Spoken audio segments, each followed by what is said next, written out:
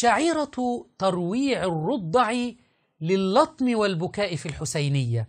أثبتنا في حلقات عدة تشابه شعائر الشيعة بالشعائر الهندوسية والبوذية والنصرانية واليهودية وغيرهم، واليوم هذه الشعيرة لم نرها في أي ديانة أو أي وثن يفعلها إلا الشيعة رأيناها عندهم، وهي أن يأتوا بطفل رضيع يحاول إبكائه في الحسينية من أجل أن يبكون على بكائه. شاهدوا.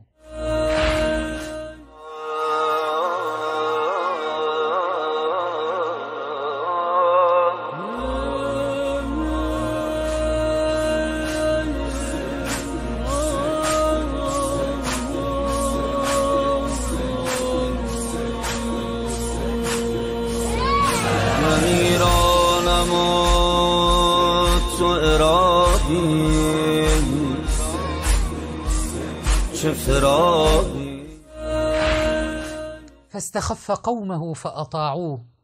شعائر حسينية أم وساوس شيطانية؟